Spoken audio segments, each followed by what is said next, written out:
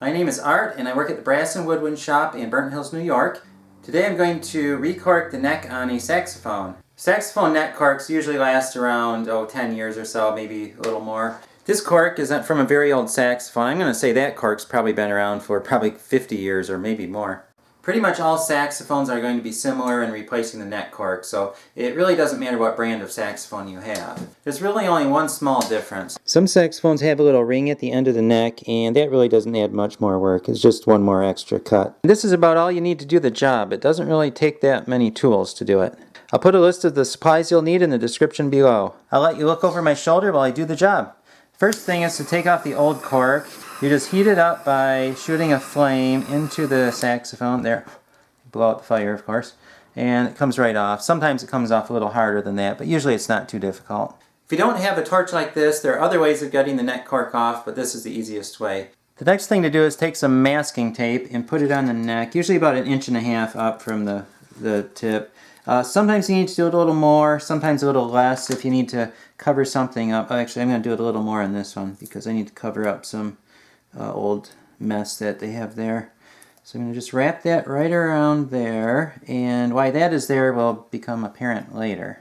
This is an alto saxophone. On a tenor saxophone you want to do about 1.75 inches. On a baritone saxophone about 2 inches. This is 1/16 inch thick cork, and it's just a sheet cork.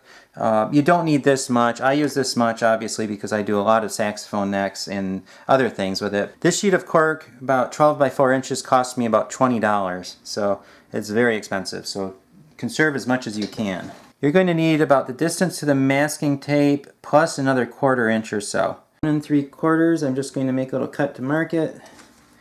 And then 2 inches right there. And you always want to use a really sharp razor when you do this because cork needs a sharp razor to cut it well. There it is. Oh, and a couple other tools you're going to need, mallet and block. And I'm just going to hit this. The reason you do that is just to soften it up because it needs to go around a pretty tight turn. So you don't want it to break when it does that. Next, you take the block, you just put it right at the edge of the block, and then just cut a bevel onto the cork. And just about a 45-degree angle. It should look like that when you're done. Take the contact cement and you just paint it on the back side of the cork. Also paint it on the little bevel that you just made. And the reason for that is because the cork's going to come around and you want it to stick to that part of the bevel. This creates a really good bond and a cork that's going to stick to your saxophone neck for a really long time. Then you put glue on the saxophone neck also. And this is contact cement, so you have to wait for it to dry first. And usually that takes about 5 minutes or so. And then you just let both of them dry. And when they dry, they're going to stick together really good when you put those together. It's been about 5 minutes, so I'm going to put this on. Start at the bottom of the saxophone neck. So you just put it on like that. You want a little overlap onto the masking tape and then a little overlap to the end of the saxophone neck. You're probably wondering why I have a screwdriver, and it's not really to turn screws. You just kind of push it down like that. It helps the glue stick better.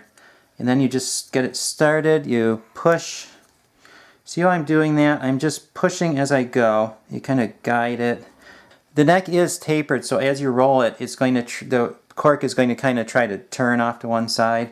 So you just kind of guide it with your thumb, kind of push it to where you want to go. And then once you get about halfway, just take the screwdriver. It doesn't necessarily need to be a screwdriver, it can be anything. I just use it because it has it has the knurling on it, which helps to push down on the glue a little better. And then just do that all the way around, and then you finish. Just finish going around like that, and just be patient when you do this part of it. Okay, there. That's good. Now I'm going to finish pushing it onto the saxophone neck. Now I'm going to cut off the excess cork. Carefully cut down the excess right here. You don't want to go into the cork, you just want to be right at the surface. And if you mess up this one, you're going to be starting over and you don't want to have to do that. So just be very careful. And again, be patient. Cut around here. Just go all the way around. Just rest the razor right on the lip of the neck and then you just go all the way around. Use the actual mouthpiece you're going to use for the instrument because the bore is slightly different size on different mouthpieces.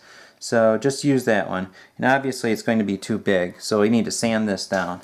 This is 150 grit sandpaper and it's pretty sturdy. It's not going to rip. Buy it in strips and it comes in really long lengths. And you rip off maybe 6 or 8 inches. I use this also for clarinet tenons and that's why it has the fold in the middle. For clarinets you fold it in half. For saxophones, you just open it up. You can use the paper sandpaper too, but it won't last you very many necks. You're probably wondering what this tool is for. Over about 23 years of repairing instruments, it's kind of gotten worn a bit, but that's okay, it still works. Take this tool and then I put it into a hole that's drilled into my workbench. And then I just put that on there. Then I just hold it with my stomach so I have use of both hands. If you don't have one of these fancy tools, you can just get creative. I'm sure you can find something to put the neck on so that you can hold it while sanding it. If you're going to do a whole lot of saxophone necks, you're going to want one of these tools. Then I take the sandpaper and start sanding. Because the neck is tapered, you're going to have to take more off of this end than you do off of this end. So keep that in mind as you're sanding. So you just sand it a little bit, then turn it about 1/8 of the way around, sand a little more. And then just keep doing that until you're all the way around.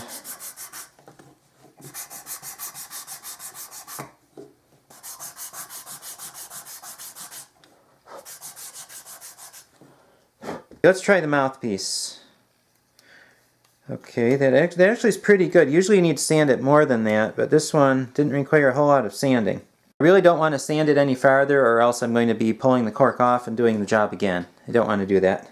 Now if you have a tenor saxophone mouthpiece, you're going to want to put that on there. And just slide the tenor saxophone mouthpiece right up to the thickness of the masking tape right there. Then that's going to be your guide to cut around the mouthpiece. And you want to use a tenor sax because it's a little bit bigger so it can go right up to the end without it risking it cracking or anything bad happening. Cut it all the way around and then you find the end of the tape and you just take the tape off and the cork comes right off with it. Remember that little ring that was at the end? You just take the razor and you just cut right around where that ring is. And again, use patience when you do this. It takes a little while, but you want to do a neat job. Pull off the cork around the ring like that. Then there's just one more step. Take some paraffin wax, rub it onto the cork, do it rather vigorously, and then you take the cork and then rather vigorously just turn it around in your hand. And the reason you do that is the friction creates heat and it helps to fill in the little holes, the pores in the cork, and that keeps the cork grease from getting underneath there and dissolving the contact cement underneath it. Then you just apply the cork grease and you're finished.